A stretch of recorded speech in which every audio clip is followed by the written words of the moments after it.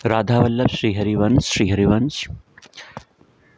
कृष्णाय वासुदेवाय हरिये परमात्मने प्रणतक्लेशनाशाय गोविंदाय नमो नमः। श्री हरिवंश। आज के सत्संग में कुछ प्रमुख वैष्णव अपराधों की चर्चा की जाएगी। ये वैष्णव अपराध यदि एक साधक कर रहा है तो उसकी साधन भक्ति, भगवान में प्रीति रुक जाती है। अतः ऐसे वैष्णव अपराधों को नहीं करना चाहिए। वैष्णव अपराध करने से उसका मन व्यथित हो जाता है, मन भगवान के चरणों में नहीं लगता, उसका प्रेम भगवान में वैसा नहीं हो रहा होता है जैसे पहले हो रहा होता है। अतः वैष्णव अपराध करने से हमें बहुत बचना चाहिए। तो कुछ वैष्णव अपराधों पर चर्चा करते हैं। इसमें सबसे पहला वैष्णव अपराध है कि भगवान को कोई देवता मानना। भगवान कोई देवता नहीं है, भगवान सच्चिदानंदमय परमेश्वर हैं। सभी देवी देवताएं भगवान के अंश से ही प्रकट हुए हैं।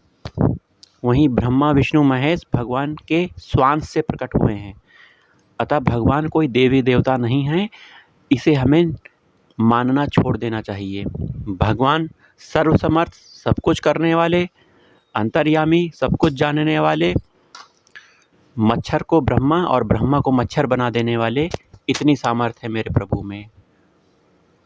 तो भगवान कोई साधारण देवी देवता नहीं है, ये हमें ऐसा नहीं मानना चाहिए। अगर हम मानते हैं तो हम वैष्णव अपराधी हैं।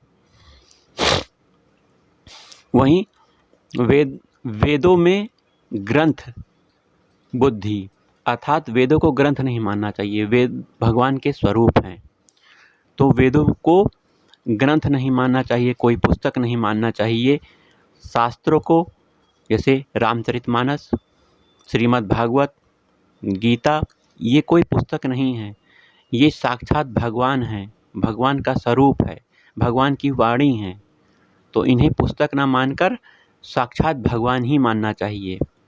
तो वेदों शास्त्रों को भगवान का स्वरूप मानना चाहिए, ना कि पुस्तक मानना चाहिए। अगर आप इन्हें पुस्तक मानते हैं तो आप वैष्णव अपराधी हो। आप इस अपराध से बच जाइए। वेदों और शास्त्रों को भगवान के समान पूजा करिए, सम्मान कीजिए। वहीं तीसरा सबसे बड़ा वैष्णव अपराध क्या है? भक्तों में जाति भेद बुद्धि। जो भगवान के भक्त होते हैं वो भगवान से प्रेम करते हैं। भगवान से प्रेम करने वाले की कोई जाति नहीं होती, ना कोई धर्म होता है। प्रेमी तो केवल प्रेमी होता है।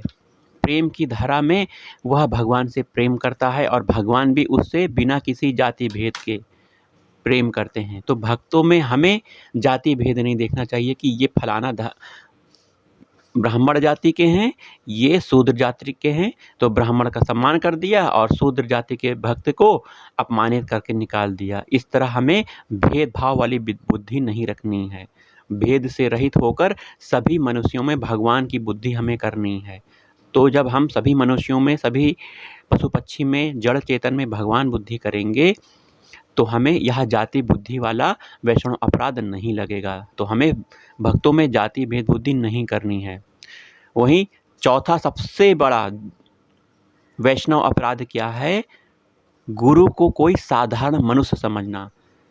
हम गुरु को साधारण मनुष्य समझ रहे हैं उनकी शरीर की चेष्टाओं को देखकर, परंतु गुरु कोई साक्षात मनुष्य नहीं है।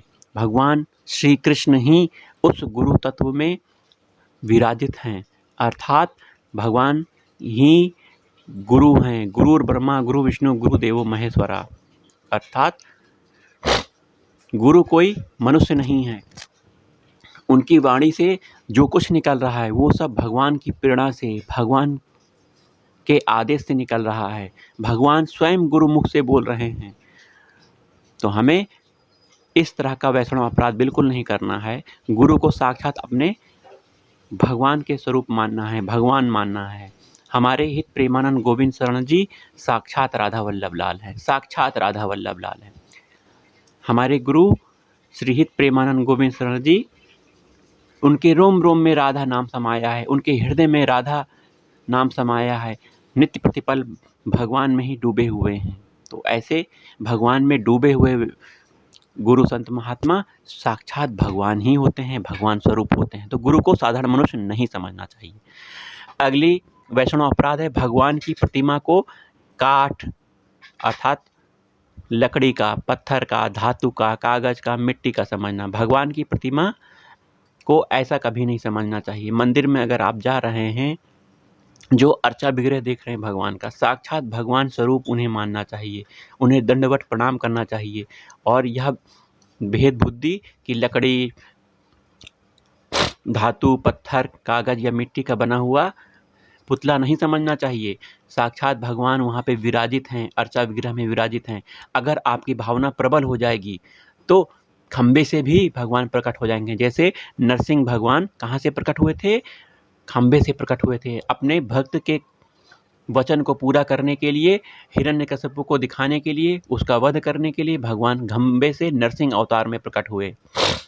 आप की भावना जैसी होगी भगवान वैसा ही रूप धारण कर लेंगे। तो भगवान को कभी भी भगवान की मूर्ति को कभी भी पत्थर, धातु, कागज का नहीं समझना चाहिए। साक्षात राधा वल्लभ लाल सामने विराजित हैं, ऐसा हमें समझना चाहिए। भगवान के प्रसाद को साधारण खाने की चीज़ समझना चाहिए, नहीं समझना है। अगर आप भगवान के प्रसाद को साधारण खाने की वस्तु समझते हैं तो आप वैष्णव अपराधी हैं। कृपया इस अपराध से बचिए। जो भी भोग आपने भगवान को अधरा दिया वो अब कोई भी भोजन नहीं रहा। अब वह भगवान द्वारा पाया हुआ दिव्य भोग प्रसाद है। अब इसका बहुत सम्मान से हमें ग्रहण करना है, अपने माथे में लगाना है और प्रेम से इस भावना से खाना है कि मेरे प्रभु द्वारा इसका भोग लगाया गया है, पाया गया है, तो मैं इसे बहुत चाव से प्राप्त करूँगा। तो भगवान का प्रसाद कोई खाने की वस्तु नहीं है। अगर प्रसाद में कोई कीड़े पड़ गए हैं, प्रसाद कुछ दूषित हो गया है, तो हमें उसे फेंकना नहीं है, उसको ग्रहण करना है। जैसे मीरा को जहर का प्याला दिया गया, लेकिन उसने जहर के प्याले को भगवान के प्रसाद स्वरूप समझ के पी लिया। वो जहर का प्याला क्या मीरा का कुछ खराब कर पाया, उनकी मृत्यु कर पाई? उसकी इतनी सामर्थ्य नहीं है कि भगवान के नाम जाप करने वाले, भगवान की प्रीति करने वाले भक्त का अहित कर सके। उस विष के प्याले को पीने के बाद मीरा को कुछ नहीं हुआ, अति आनंद ही प्राप्त हुआ, क्योंकि मीरा ने क्या किया था? भगवान का प्रसाद समझकर, भगवान का ध्यान करते हुए उस विष के प्याले को पी लिया था। तो हमें भगवान के प्रसाद में कोई भी हीन भावना नहीं करनी है। जैसे मिले भगवान का प्रसाद, बहुत प्रेम पूर्वक, प्रीतिपूर्वक उसे हमें ग्रहण करना चाहिए। भगवान के जो चरणोदक है, चरणामृत कहते हैं जिसे, को साधारण जल समझना। भगवान के चरणोदक को साधारण जल नहीं समझना चाहिए। वैसे ही गंगा माता हमारी धराधाम में आज व्याप्त हैं और यह गंगा माता भगवान के चरणों से ही निकलती हैं। एक गीत आता है, चरणों से निकली गंगा प्यारी, जिसने सारी दुनिया तारी, मैं उन चरणों के दर्शन पाऊँ।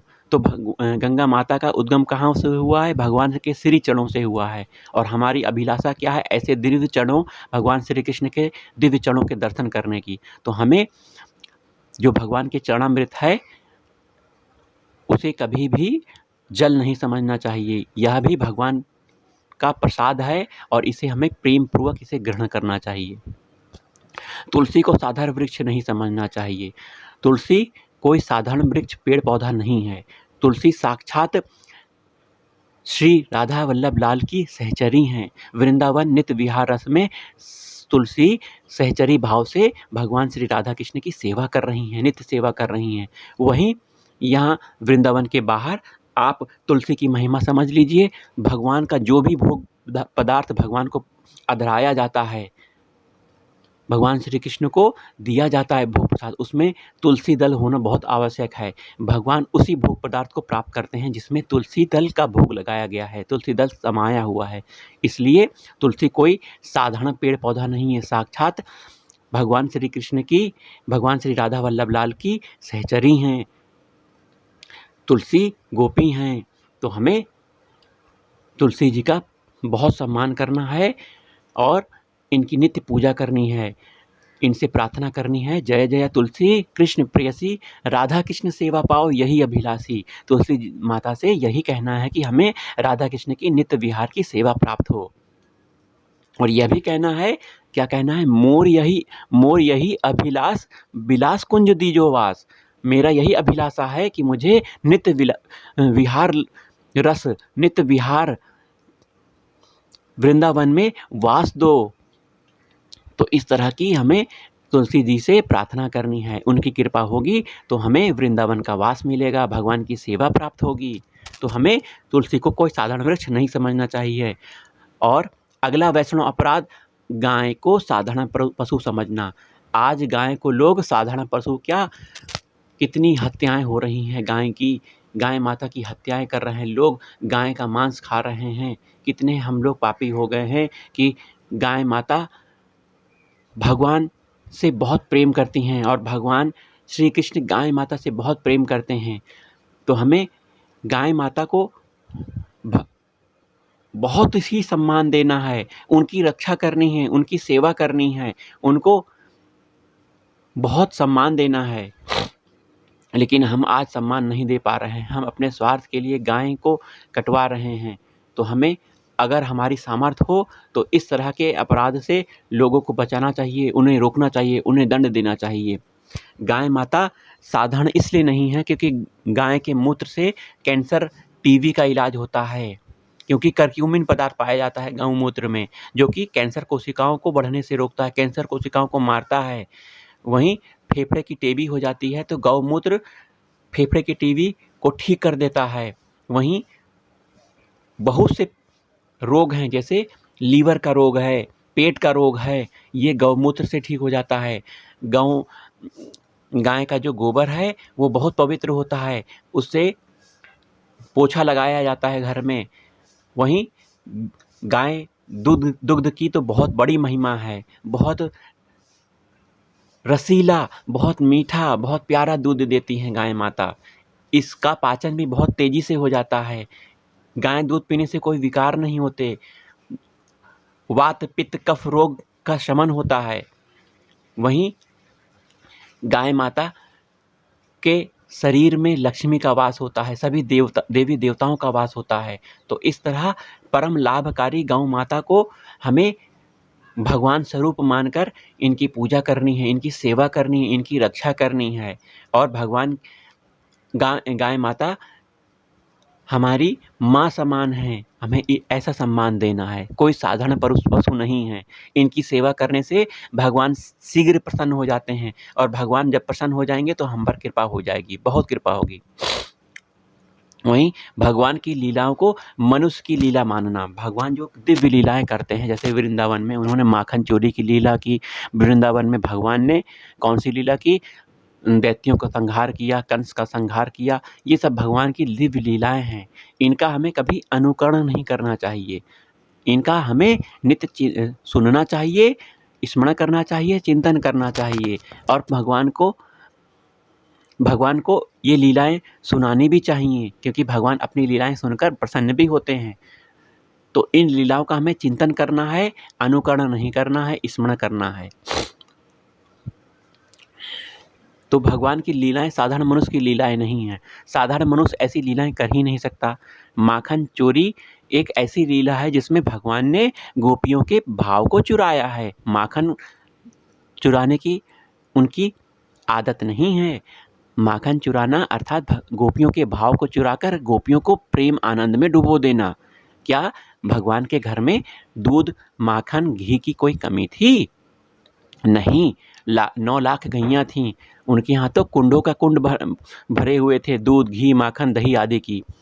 तो उन्हें किसी प्रकार की इन वस्तुओं की चोरी करने की आवश्यकता नहीं थी, लेकिन उन्होंने गोपियों को प्रसन्न करने के लिए उनके भाव के अनुसार ये माखन चोरी लीला की।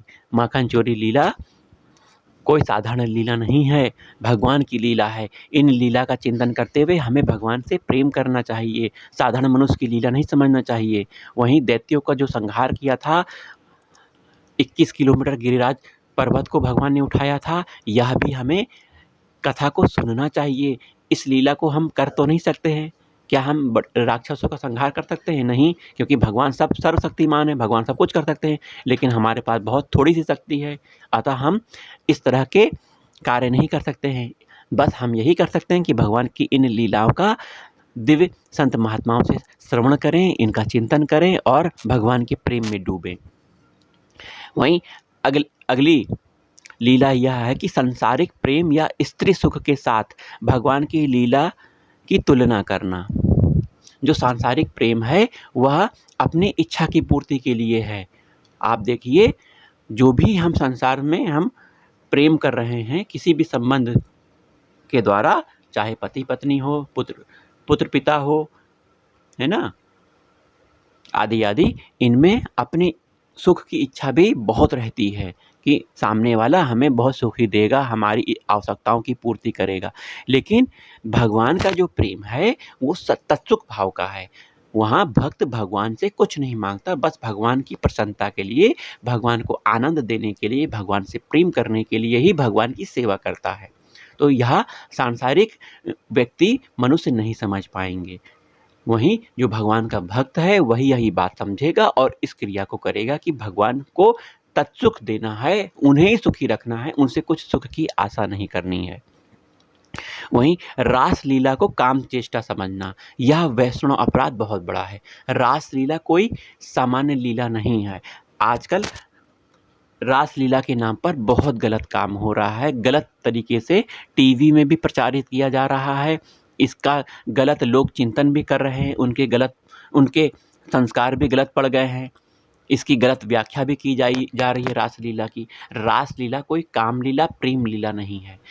रास लीला एक दिव्य लीला है जिसमें रास करने वाले भगवान परम सच्चिदानंदमय हैं और जो गोपियां हैं वो साक्षात बहुत बड़े संत महात्मा हैं। गोपियां कुछ श्री राधा स्वरूप से प्रकट हुए हैं, अर्थात श्री राधा जी के अंश से प्रकट हुई हैं। वहीं कुछ ऐसी गोपियां हैं जिन्होंने करोड़ों वर्ष भगवान की तपस्या करके गोपी भाव प्राप्त किया है। तो इस तरह ये गोपियां कोई साधारण मनुष्य नहीं हैं, साक्षात भगवान के स्वरूप हैं, राधा रानी के स्वरूप हैं। तो ऐसे दिव्य संतों और भगवान के मिलन को कोई रास कहेगा, रास लीला कहेगा, इस संसार की रास लीला कहेगा? नहीं, ये एक दिव्य लीला है, प्रेम लीला है। इसमें सांसारिक काम चेष्टा नहीं पाई जाती है, इसका लेस मात्र भी अंश इसमें नहीं है। इसमें केवल भगवान से प्रेम किया जाता है और भगवान से प्रेम करके भगवान को सुख प्रदान किया जाता है। तो रास लीला को के वास्तविक मर्म को समझने के लिए हमें रसिक संत महात्मा जो कि वृंदावन का वास स्वीकार करते हैं, वृंदावन का आश्रय स्वीकार करते हैं, उनकी शरण में जाकर इस रास लीला के मर्म को समझना चाहिए। किसी साधारण व्यक्ति से समझोगे तो फिर यह अर्थ का अनर्थ कर देंगे और आपकी बुद्धि में वही संस्कार आ जाएंगे जिससे आप वैष्णव अपराध को प्राप्त होगे, जो बहुत ही नरक प्रदान करने वाला है, घोर नरक प्रदान करने वाला है। अगला वैष्णव अपराध है ईश्वर और शास्त्रों को न मानकर नास्तिक हो जाना। जो व्यक्ति ईश्वर को नहीं मानते हैं, शास्त्रों को नहीं मानते हैं, वो नास्तिक होते हैं। नास्तिक व्यक्ति भगवान की तरफ नहीं बढ़ सकता। भगवान ने भी मना किया है कि जो गीता का और श्रीमद् भागवत को सुनाना नहीं चाहते हैं उन्हें कभी इन सबको नहीं सुनाना चाहिए। वहीं भगवान की दिव्य लीलाओं की तो बात ही दूर है। गीता, श्रीमद् भागवत तो एक प्रारंभिक अवस्था में भक्त सीखता ही है, परंतु साधारण मनुष्य के लिए यह नहीं है।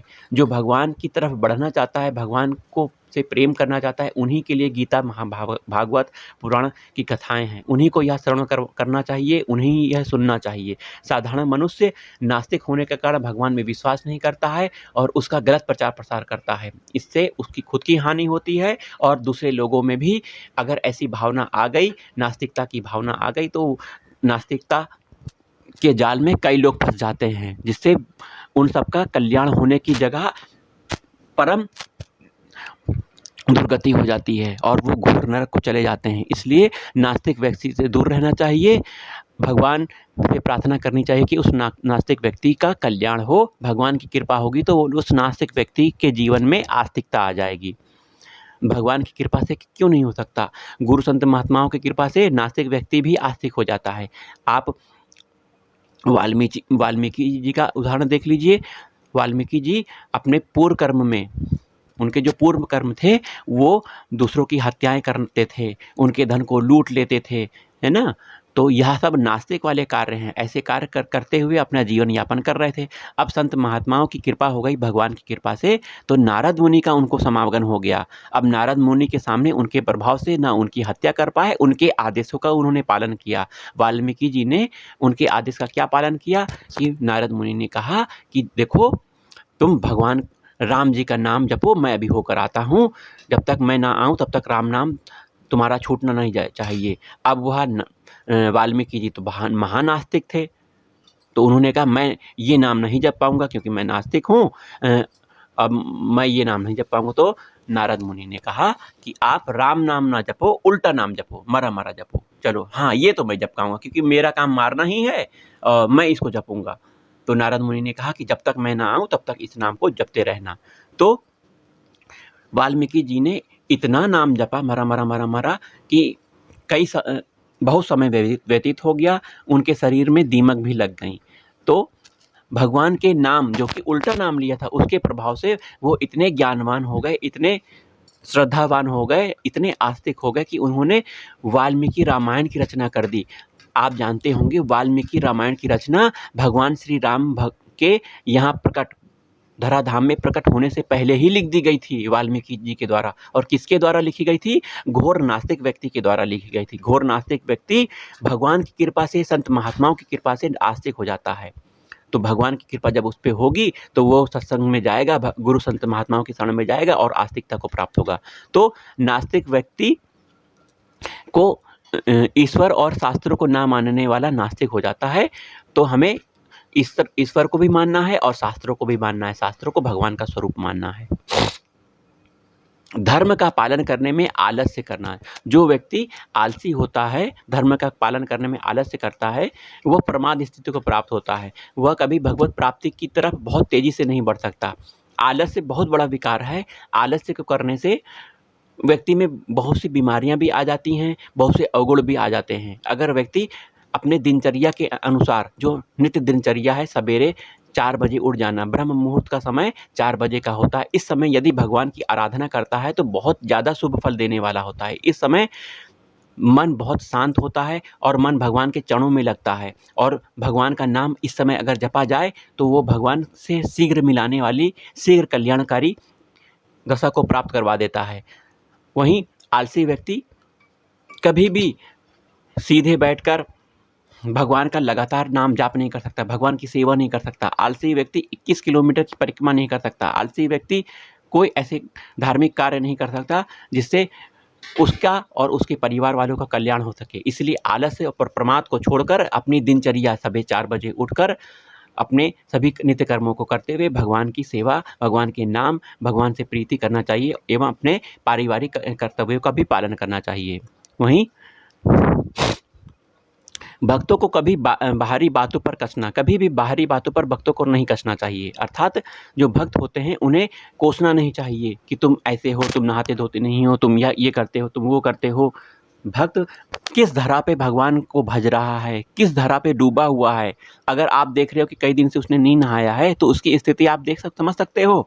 वह 24 घंटे भगवान की लीला में डूबा हुआ है, उसे शरीर का भाव ही नहीं है, वह बहुत बड़ी स्थिति में है। और आप बाहर से देखकर चेष्टा करें कि ये तो पागल आदमी है, ये तो बहुत गंदा है, इससे तो दूर ही रहना चाहिए, ये चीज़ गलत है। भक्त भगवान से प्रेम करता है। भगवान भी भक्त के बाहरी शरीर से प्रेम थोड़ी ना करते हैं। भगवान भक्त के भाव को देखते हैं, उस भाव में ही भगवान डूब जाते हैं।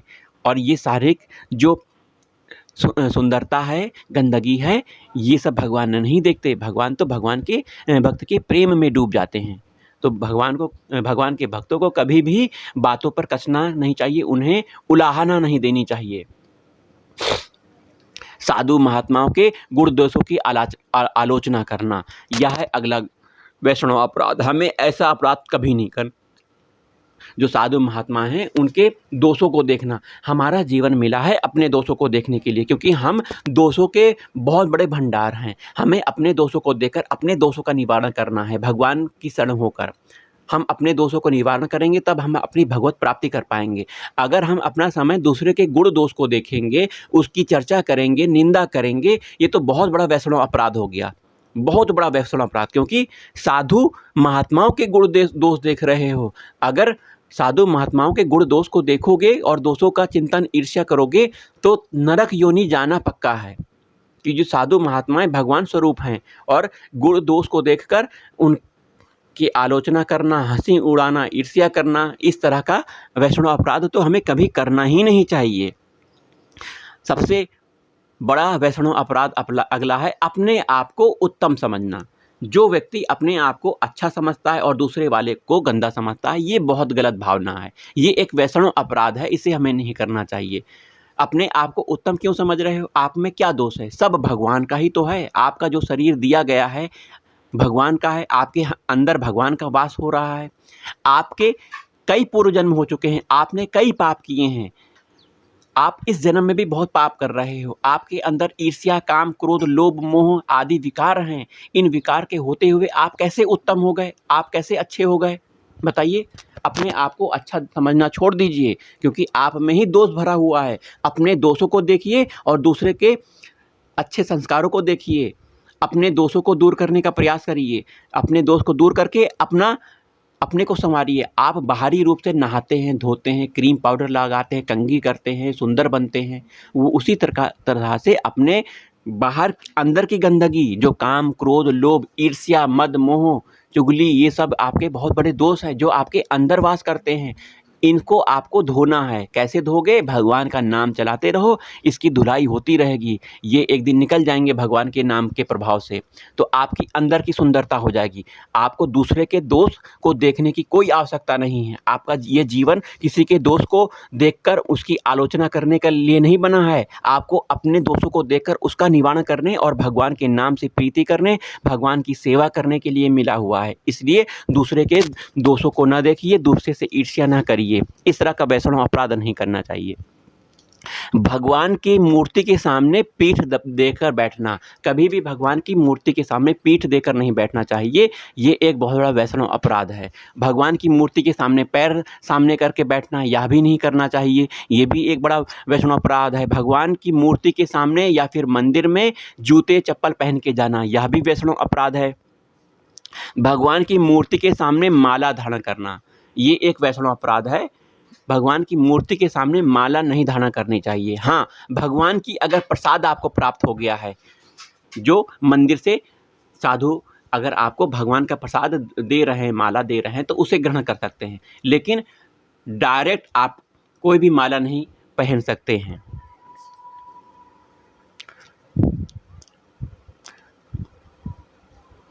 मल त्याग या मैथुन आदि के बाद कपड़े बदले बिना मंदिर में प्रवेश करना। तो मंदिर में शारीरिक शुद्धता तो रखनी ही चाहिए। अगर आपने मल त्याग किया है तो नहा लीजिए, मैथुन किया है तो नहा धोकर पूरे स्वच्छ होकर मंदिर में तभी जाइए।